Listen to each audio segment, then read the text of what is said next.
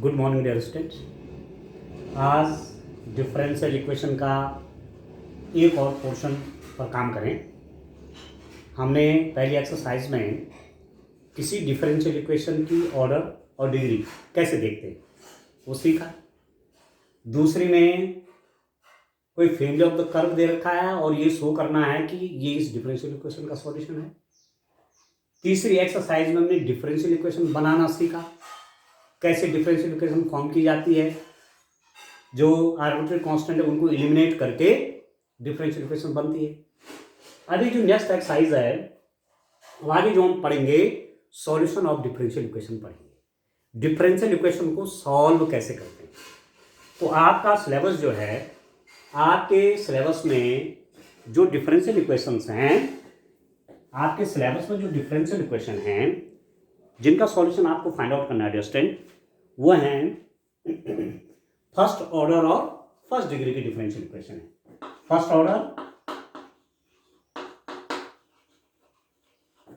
And first degree.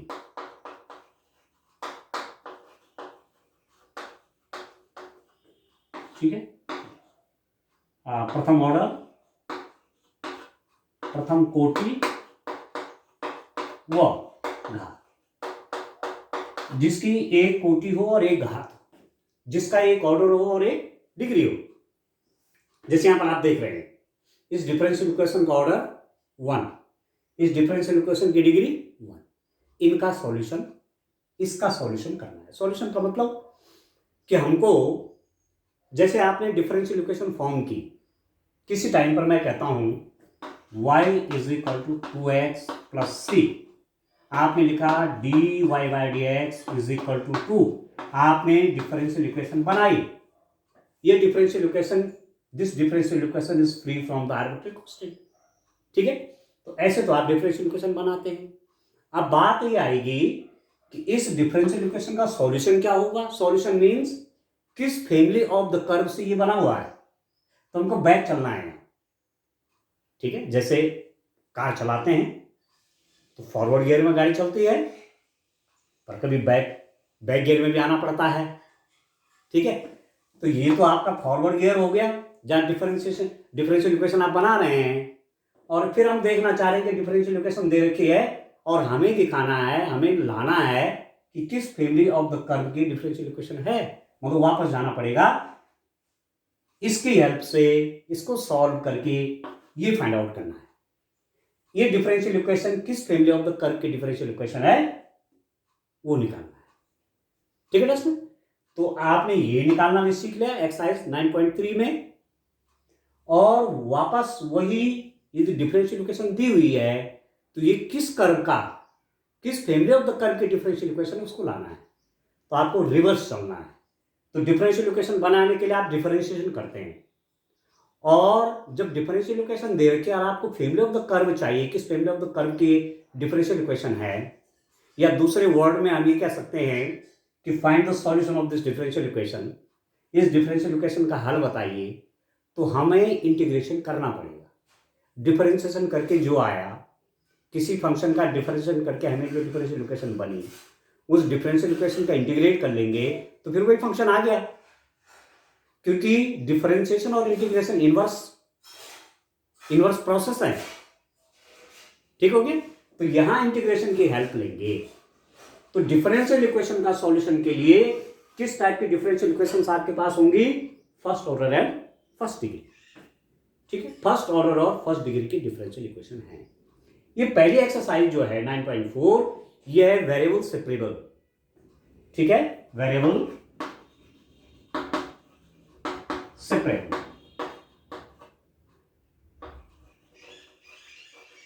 चरों का पृथक्करण, चरों का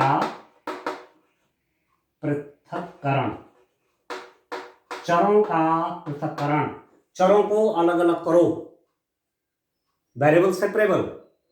ठीक है, एक्स एक्स के वेरिएबल एक तरफ करो और वाई के एक तरफ करो। पहले एक्सरसाइज में इस टाइप का मेथड हम अडॉप्ट करेंगे, ऐसे फॉलो करेंगे, तो जैसे जैसे क्वेश्चन आपको आएंगे आपको क्लियर हो जाएगा। फिर आगे आप होमोजीनियस डिफरेंशियल इक्वेशन पढ़ेंगे, फिर लीनियर डिफरेंशियल इक्वेशन पढ़ेंगे, तो तीन चीज़ें आपके पास हैं डिफरेंशियल इक्वेशन के सॉल्यूशन में यहाँ पर। एक तो वेरिएबल सेपरेबल के मेथड से आप करेंगे, चरों का पृथक्करण करेंगे। चरों का पृथक्करण मीन्स एक तरफ एक्स एक्स के वेरिएबल करेंगे, एक तरफ वाई वाई के वेरिएबल कर देंगे और इंटीग्रेट कर देंगे। दूसरी एक्सरसाइज जो होगी वो होमोजेनस डिफरेंशियल इक्वेशन की है, और तीसरी जो है वो लीनियर डिफरेंशियल इक्वेशन की है। तो जहां जो लगेगा, जो मेथड लगेगा वहां वो करेंगे। ठीक है, तो इस एक्सरसाइज में हम क्या करेंगे, चरों का पृथक्करण। ठीक है, वेरिएबल सेपरेबल। ठीक है ना स्टूडेंट। अब वेरिएबल सेपरेबल का मतलब हुआ कि वेरिएबल को अलग अलग करो। ठीक है, एक्स एक्स के एक तरफ कर दो और वाई वाई के एक तरफ कर दो। इस हिसाब से आपको इस डिफरेंशियल इक्वेशन का सॉल्यूशन फाइंड आउट करना है। Find the solution of this differential equation. इस डिफरेंशियल इक्वेशन का सॉल्यूशन निकालिए। तो मैं क्या करूंगा, मैं इसको लिख सकता हूं, this implies that dy is equal to 1 minus cos x divided by 1 plus cos x dx। dy is equal to 1 minus cos x over 1 plus cos x dx। एक तरफ y होगा, एक तरफ कौन हो गए, x हो गए। ठीक हो गया अलग अलग। अब क्या करेंगे, अब थोड़ा पहले मैं इसको इंटीग्रेट करने से पहले मैं थोड़ा सा इसको थोड़ा और सॉल्व कर लेता हूं। ठीक है, थोड़ा और सॉल्यूशन बनाता हूं। This implies that dy is equal to 1 minus, ठीक है, आप जानते हैं cos 2x is equal to 2 cos square x minus 1, और ये है 1 माइनस 2 साइन स्क्वायर एक्स। या तो ये वाला यूज करो या ये वाला यूज करो। cos 2x का फॉर्मूला ए क्या होता है, ये क्या होता है। अब यहां पर cos x है, तो यदि मैं यहां पर cos x कर दूं 2x की जगह, तो उसका हाथ यहां हो जाता है। तो ये कितना हो जाएगा, 2 cos square x by 2 minus 1, और ये वाला क्या बन जाएगा, 1 minus 2 sine square x by 2। ठीक है, जितना यहाँ है उसका आधा यहाँ है, cos x है x बाई 2 x बाई 2। ठीक हो गया। अब cos x क्या लिखेंगे आप, यहाँ पर लिख दीजिए 1 minus 2 sine square x by 2 divided by 1 plus 2 cos square x by 2 minus 1। यहाँ पर cos की जगह ये रख दिया और यहाँ पर cos की जगह ये रख दिया। ठीक है दोस्तों, अब कितना होगा, this implies that dy is equal to, खोले इसको, 1 minus 1 plus 2 sine square x by 2 divided by से कर दिया 2 cos स्क्वायर x बाई 2। ठीक है, और यहां dx भी होगा, dx के साथ में कितना हो जाएगा, इससे कट गया, 2 से 2 कट गया, तो this implies that dy is equal to आपका कितना होगा डिस्टेंट, साइन बाई कॉस क्या होगा, tan square x by 2 dx। ठीक हो गया। अब y एक तरफ होगा, x एक तरफ होगा। अब इंटीग्रेट कर लीजिए, integrating both sides, integrating both sides, दोनों पक्षों का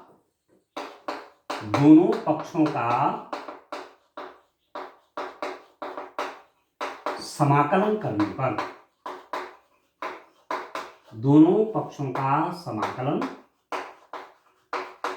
करने का इंटीग्रेट कर लीजिए दोनों पक्ष को। अब ये कितना हो जाएगा, देखिए दिस इज इक्वल टू, आप इसको सॉल्व करिए तो ये आपका हो जाएगा, कितना हो गया डिस्टेंट, देखिए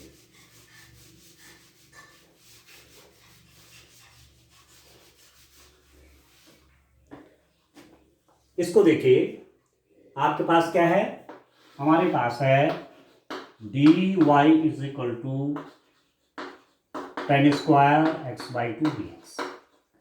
ठीक है, इंटीग्रेट कर रहा हूं, तो dy is equal to tan square x by 2 dx।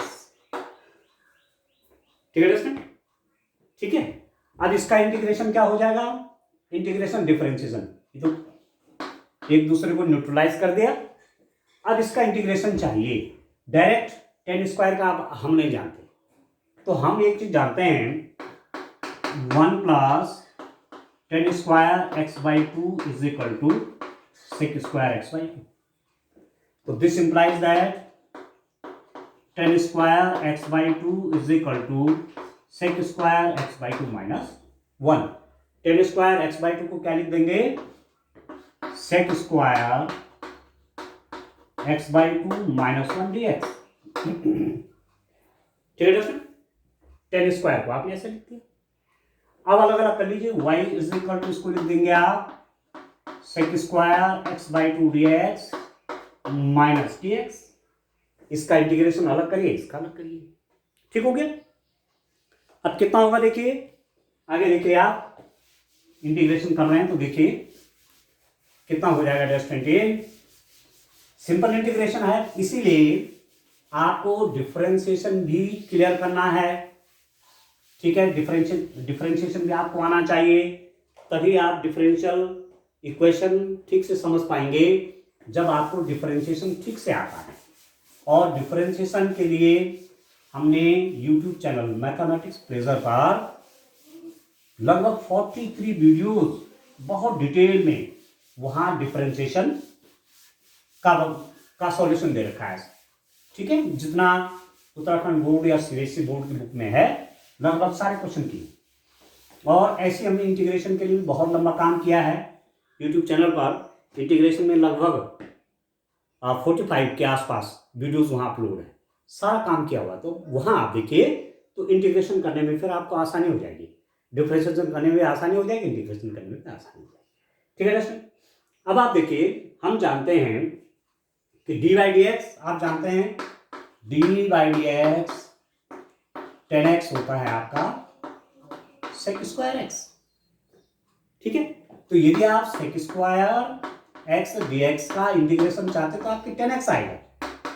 देखिए इनवर्स प्रोसेस है, टेन एक्स का डिफरेंशिएशन सेक स्क्वायर एक्स और सेक स्क्वायर एक्स का इंटीग्रेशन टेन एक्स. देखिए अब यहां पर इस एक्स बाई टू डायरेक्ट होता, मतलब एक्स बाई टू नहीं होता तो मैं क्या लिख देता, टेन एक्स लिख देता इसको सीधे. ठीक है, पर इस एक्स बाई टू को थोड़ा रिप्लेस कर लेता हूं मैं, taking x by two is equal to t. This implies that d x is equal to 2dt. तो मेरे पास y क्या बन गया, sec square x by two को मैंने टी कर दिया, टी डी एक्स मेरे पास निकल गया 2dt माइनस डी एक्स का इंटीग्रेशन डिफरेंशिएशन कर दिया तो हो गया x. और आर्बिट्रेरी कांस्टेंट क्या कर लीजिए c. ठीक है, फर्स्ट ऑर्डर की है, एक ही बार इंटीग्रेशन कर रहा हूं तो आर्बिट्रेरी कांस्टेंट तो आता ही है, इंटीग्रेशन करने में आर्बिट्रेरी कांस्टेंट रखते हैं ना, तो c आ गया. ये कितना हो जाएगा, y is equal to sec square t का इंटीग्रेशन टेन स्क्वायर टी. ठीक है, 2 बाहर आ गया, 2 tan square t tan t, not tan square t. कितना हो जाएगा यहां देखिए, चलिए यहां लिख देता हूं, मतलब y इज इक्वल टू मेरे पास क्या है, 2 बाहर कर लीजिए, sec square t d t minus x plus c. This implies that y is equal to 2 tan t minus x plus c, और y is equal to 2 tan t. t means x by two minus x plus c. फिर t को replace करना है, ये तो मैंने आपकी तरफ से रखा हुआ था. जब इंटीग्रेशन कर दिया तो t को फिर रिप्लेस किया. इस टाइप के क्वेश्चन इंटीग्रेशन में हमने किए हुए हैं, तो t को मैंने फिर किससे रिप्लेस कर दिया, x बाई टू से. तो ये आपका सॉल्यूशन बन गया इसका. ठीक है स्टूडेंट, क्या सॉल्यूशन बना, सॉल्यूशन आ गया y equal to 2 tan x by two minus x plus c. तो इस टाइप से आपको ये क्वेश्चन करने हैं, किस मेथड से, वेरिएबल सेपरेबल के मेथड से. और आपने ये भी जाना कि ये जो डिफरेंशियल इक्वेशन है ये फर्स्ट ऑर्डर के फर्स्ट डिग्री की, इसके सॉल्यूशन में आर्बिट्रेरी कांस्टेंट कितना होगा, 1. और यदि ये दिया रहता है इसे डिफरेंशियल इक्वेशन बनानी पड़ती, ठीक है, तो एक बार डिफरेंशिएशन करने पर हमें ये मिलता. ठीक है स्टूडेंट, तो इसका सॉल्यूशन ये है. क्लियर है. चलिए नेक्स्ट क्वेश्चन की ओर चलते हैं. आप नेक्स्ट क्वेश्चन क्या इस टाइप से आप करेंगे. तो ये पहला चैप्टर वेरिएबल सेपरेबल का है. आगे जब प्रैक्टिस अच्छी हो जाएगी आपकी, जब हम होमोजेनियस डिफरेंशियल इक्वेशन भी करेंगे, लीनियर डिफरेंशियल इक्वेशन भी करेंगे, तो डिफरेंशियल इक्वेशन देख करके आप समझ जाएंगे कि मुझे कौन सा मेथड यूज करना है। होमोजेनियस डिफरेंशियल इक्वेशन सॉल्व होगा या लीनियर डिफरेंशियल इक्वेशन सॉल्व होगा या वेरिएबल सेपरेबल की मेथड से सॉल्व होगा। ठीक है दोस्तों, तो पहले आप करिए एक एक्सरसाइज करके, तब जाकर के आपको क्लियर हो जाएगा कि क्वेश्चन दिया रहेगा तो एट ए टाइम में किस मेथड से करो, वो प्रैक्टिस पे डिपेंड करेगा सब। ठीक हो गया, चलिए नेक्स्ट क्वेश्चन की ओर चलता हूं। नेक्स्ट क्वेश्चन में क्या है देखिए,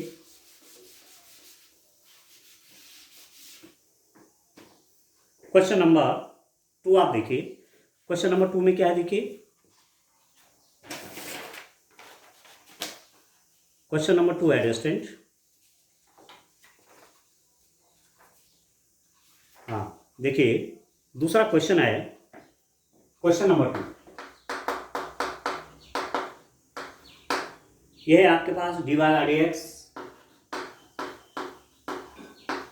is equal to square root of 4 minus y square. यहां पर आप देख रहे हैं ये फंक्शन जो है y का फंक्शन है। ठीक है, तो वेरिएबल सेपरेबल यूज करिए, चरों का पृथक्करण कर लीजिए। एक्स एक्स एक तरफ और वाई वाई एक तरफ। दिस इंप्लाइज दैट मैं लिख सकता हूं d y over square root of 4 minus y square is equal to d x, ऐसा लिख सकता हूं। ठीक है, डी वाई ओवर ये इसके डिनोमिनेटर में आ गया और ये यहां चला गया। ठीक है, अब एक इंटीग्रेशन स्टूडेंट आप जानते हैं dx over square root of a square minus x square is equal to sine inverse x by a plus c. ये आपने पढ़ा हुआ है, हमने 9 टाइप के स्पेशल टाइप ऑफ इंटीग्रेशन पीछे किए हैं। यूट्यूब चैनल में आपको दिख जाएंगे, मैथमेटिक्स प्लेजर जो यूट्यूब चैनल है उसमें ये सारे फॉर्मूले आपको वहां बता रखे हैं। तो dx over square root of a square minus x square equal to sine inverse x by plus c. अब यहां देखिए ये 2 का स्क्वायर है, ये y का स्क्वायर है। ठीक हो गया, तो a की जगह क्या है 2 है, x की जगह क्या है y है। तो दिस इंप्लाइज दैट मैं क्या लिख देता हूं उसको sign inverse y by 2। x by a होता है ना, x by a y by 2। ठीक है, ठीक है दोस्तों, पहले इंटीग्रेशन कर लीजिए। चलिए पहले इंटीग्रेशन लिख दीजिए, एक लाइन और लिख लीजिए आप। इंटीग्रेटिंग बोथ साइड्स, दोनों पक्षों का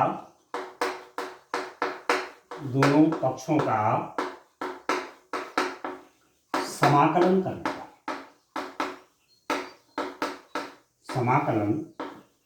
करने इंटीग्रेटिंग बोथ साइड्स,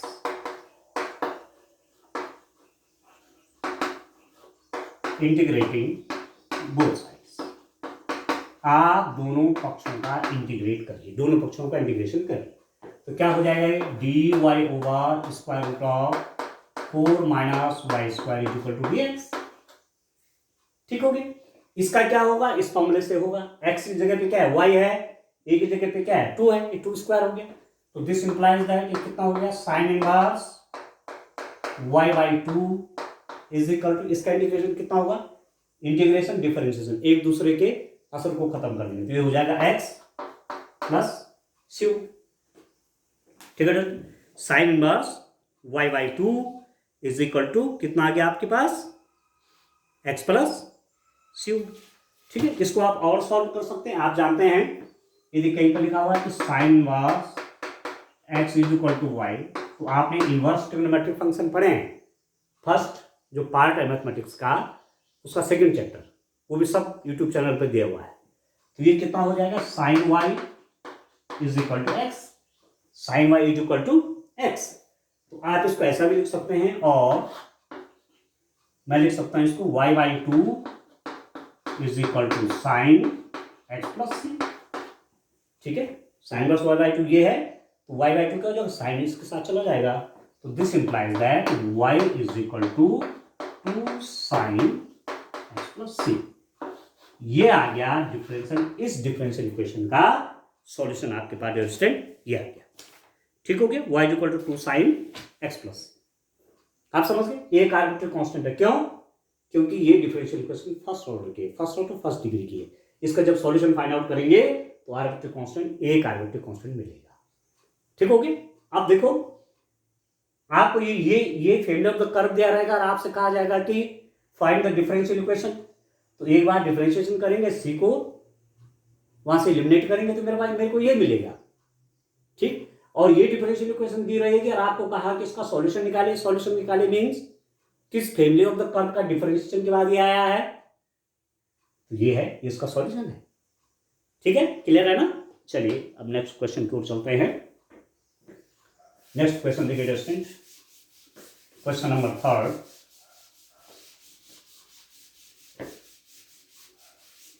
देखिए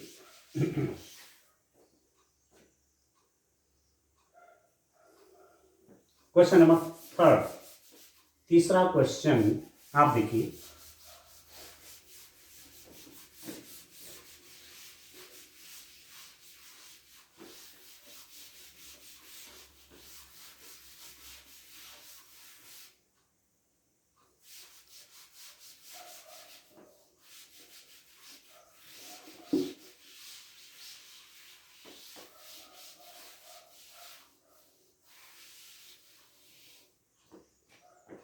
क्वेश्चन नंबर 3 देखिए।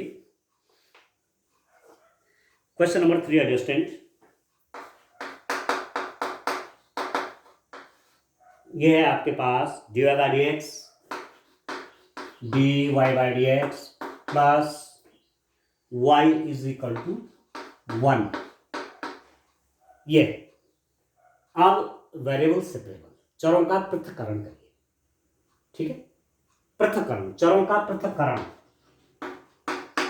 चरों का पृथक्करण, वेरिएबल सेपरेबल, वेरिएबल को अलग अलग करना, तो ये कर लीजिए।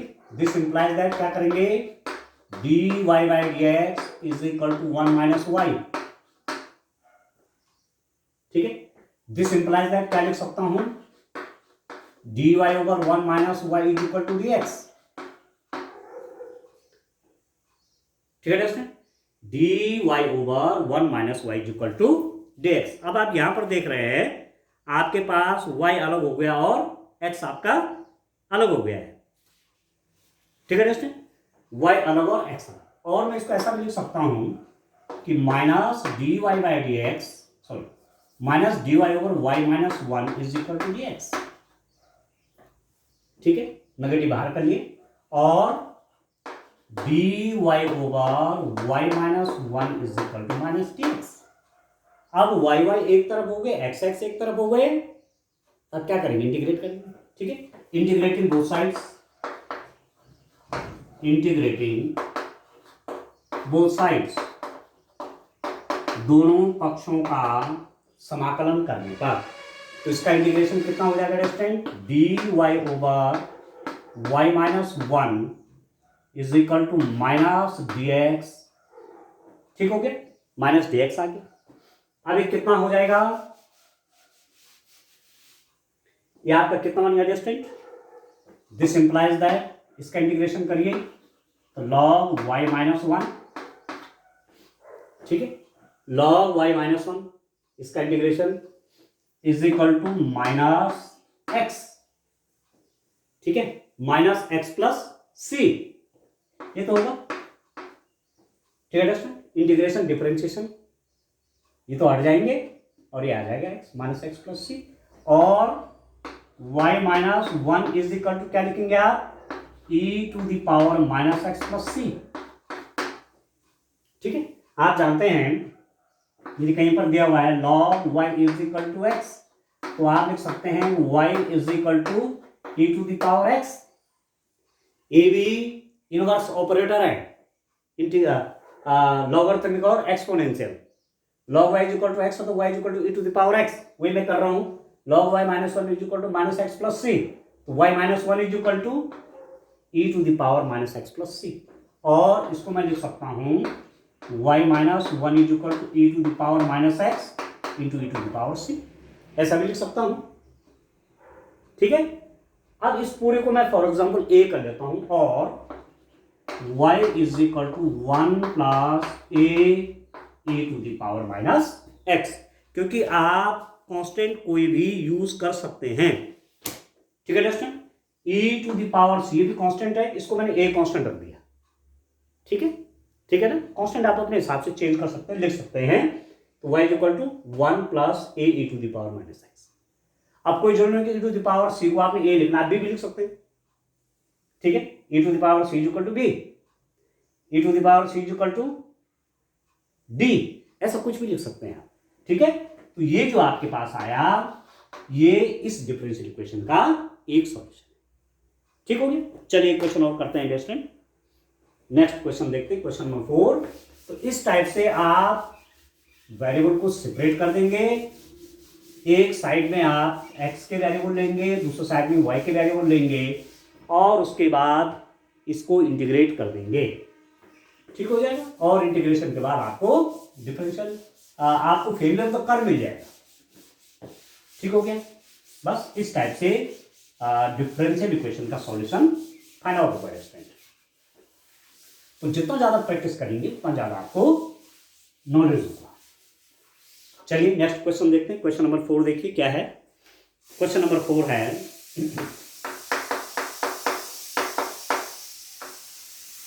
क्वेश्चन नंबर 4 है student, sec square x 10y dx,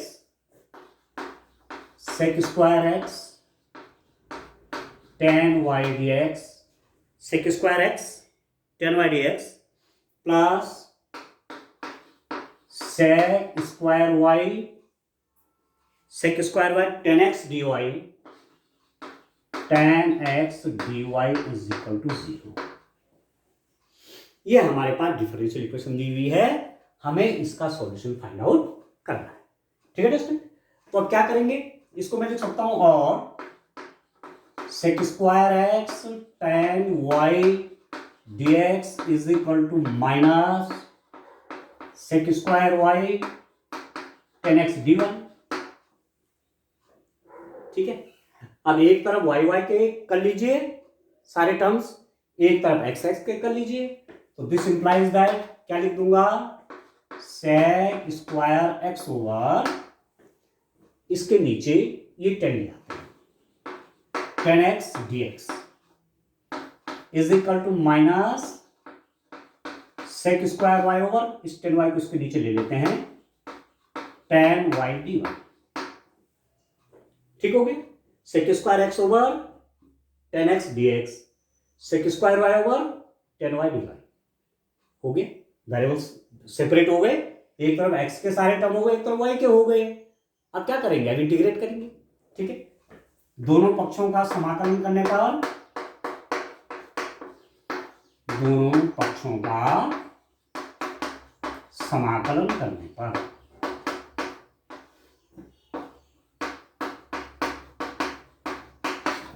integrating both sides,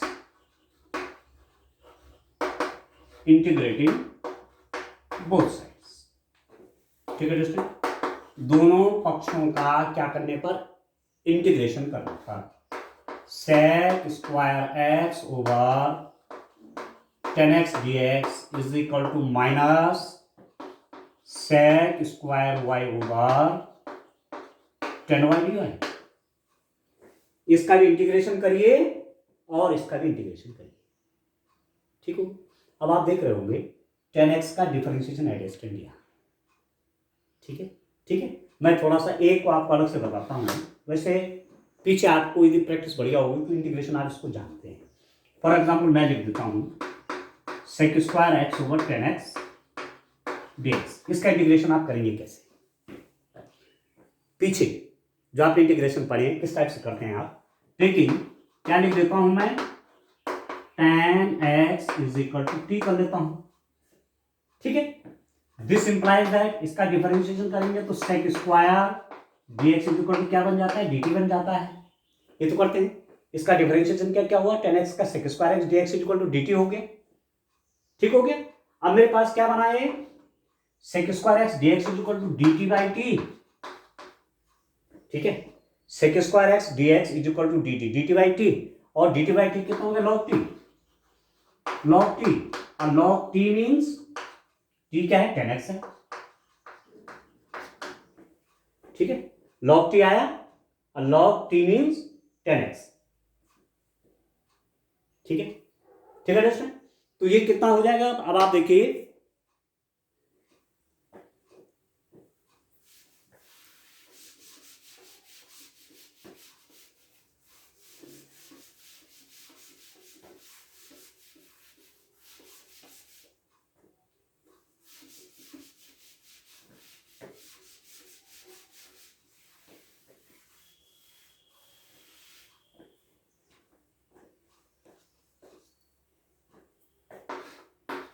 sec square x over 10x dx is equal to minus क्या है ये, sec square y over 10y dy।